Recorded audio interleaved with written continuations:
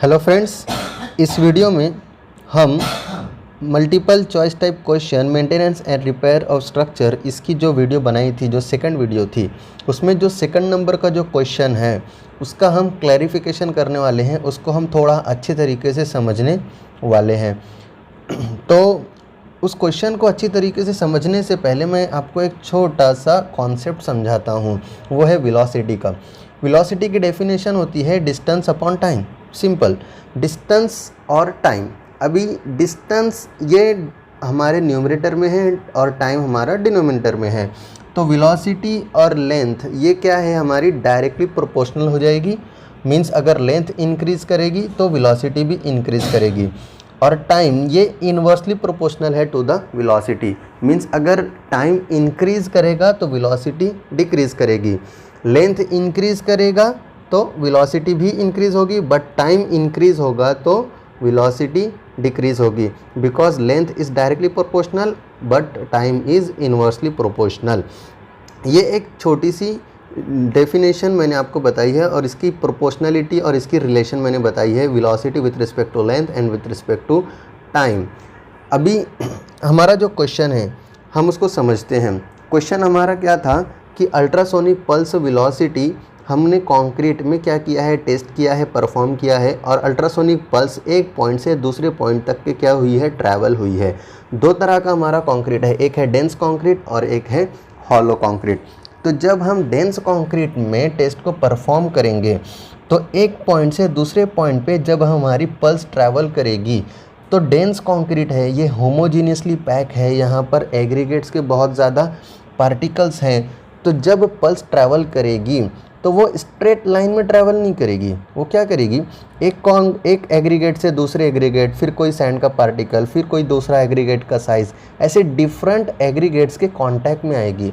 और ये up down motion होगा, कर्वियस मोशन होगा, स्ट्रेट लाइन में ट्रैवल नहीं होने वाली। जिसकी वजह से क्या होगा कि जो लेंथ ऑफ ट्रैवल है पल्स का वो क्या हो जाएगा, बहुत ज़्यादा हो जाएगा। अब यह एक कॉमन सेंस से आप समझ लो, आपको एक पॉइंट ए से पॉइंट बी तक के ट्रैवल करना है तो शॉर्टेस्ट डिस्टेंस कौन सा रहेगा तुम्हारा, जो स्ट्रेट लाइन वाला रहेगा। लेकिन अगर आपने स्ट्रेट लाइन को ट्रैवल ना करते हुए कर्वियस हुए, कभी अप हो गए, डाउन हो गए, अप हो गए, डाउन हो गए, ए से बी तक के पहुँचते पहुँचते बी में आप बहुत ज़्यादा कर्वियस नेचर आप ऑक्यूपाई करोगे तो जो लेंथ रहेगी आपकी वो क्या हो जाएगी, ऑब्वियसली बहुत ज़्यादा हो जाएगी। तो सेम यहाँ पर ही केस है कि डेंस कॉन्क्रीट में जब पल्स ट्रैवल करेगी फ्रॉम ए टू बी तो कर्वियस पाथ ऑक्यूपाई करेगी, डिस्टेंस जो ट्रैवल होगा वो बहुत ज़्यादा हो जाएगा। एग्जांपल के लिए आप समझ लेते हैं कि जस्ट फॉर एग्जांपल कि जो पल्स यहाँ पर ट्रैवल की है तो ये पल्स ने जितनी लेंथ ट्रैवल की है वो लेंथ मान लीजिए 100 mm है और एक कॉर्नर से दूसरे कॉर्नर तक पहुँचने में उसने जो टाइम लिया है वो है 5 सेकेंड्स। तो यहाँ पर वेलोसिटी हमारा फॉर्मूला है लेंथ अपॉन टाइम। तो क्या हो जाएगा, लेंथ है 100 और टाइम है हमारा 5।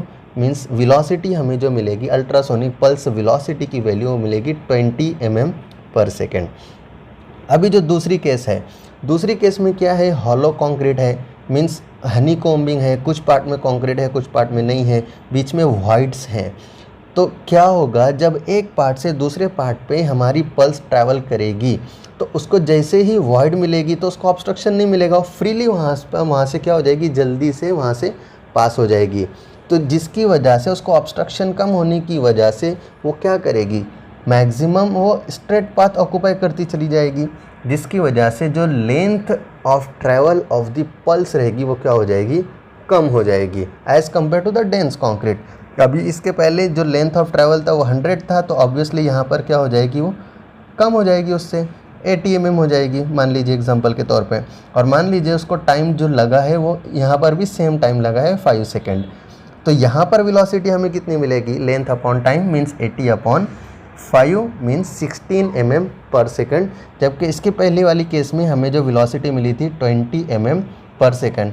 डेंस केस में हमें वेलोसिटी मिली है 20 mm पर सेकेंड और हॉलो के केस में वेलोसिटी हमें मिली है 16 mm पर सेकेंड।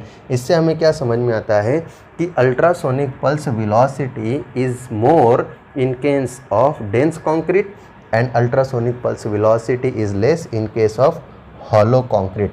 मतलब क्या कि अगर हमें अल्ट्रासोनिक पल्स वेलोसिटी की वैल्यू रिज़ल्ट में ज़्यादा मिल रही है, मतलब वो जो कंक्रीट है वो डेंस है, वो अच्छी क्वालिटी वाला है। और अगर हमें अल्ट्रासोनिक पल्स वेलोसिटी की वैल्यू कम मिल रही है, इसका मतलब वो कंक्रीट डेंस नहीं है और उतनी ज़्यादा अच्छी क्वालिटी का नहीं है। उम्मीद करता हूँ कि आप लोगों को समझ में आ गया होगा। Thank you.